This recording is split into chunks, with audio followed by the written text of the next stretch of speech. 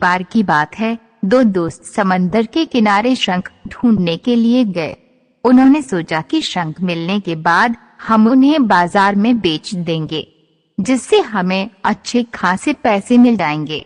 तो जब वो दोनों दोस्त शंख ढूंढने के लिए गए तो एक दोस्त को शुरू में ही बड़ा शंख मिल गया। उसने अपने दोस्त को बड़ा शंख दिखाते हुए कहा कि अगर मैं इस बड़े शंख को बाजार में जाकर बेचा तो मुझे बहुत सारे पैसे मिल जाएंगे।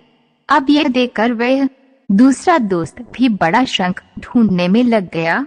उसके दिमाग में सिर्फ बड़ा शंख ही घूम रहा था और इसी चक्कर में उसे जो भी छोटे छोटे शंख मिलते उन्हें वह वापस समंदर में फेंक देता और फिर से वह बड़ा शंख ढूंढने में लग जाता।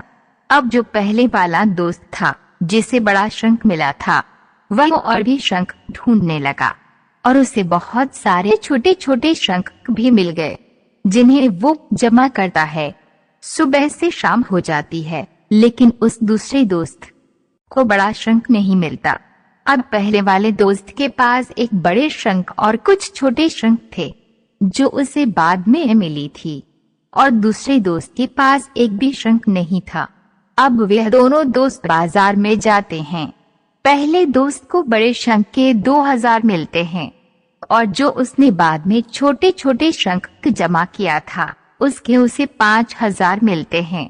दूसरा दोस्त ये देखकर हैरान हो जाता है कि उसके दोस्त को बड़े शंख के कम और छोटे शंख के ज्यादा पैसे मिले हैं और वह बेवकूफ बड़े शंख के चक्कर में सुबह से बड़ा शंख ही ढूंढ रहा था।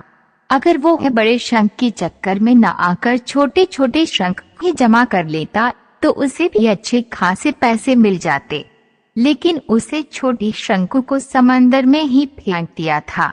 लेकिन हम ये चीज भूल जाते हैं कि बड़ी सफलता हासिल करने के लिए पहले हमें छोटी छोटी सफलताओं को पार करना पड़ता है।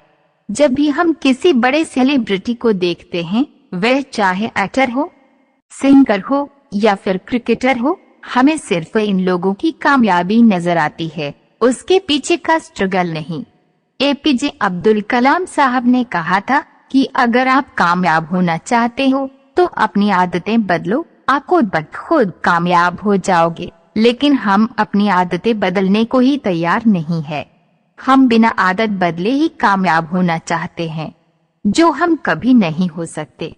तो बड़ी चीजों पर फोकस करने की बजाय छोटी छोटी चीजों पर फोकस करो और उसे इम्प्रूव करो अपनी आदतों के साथ।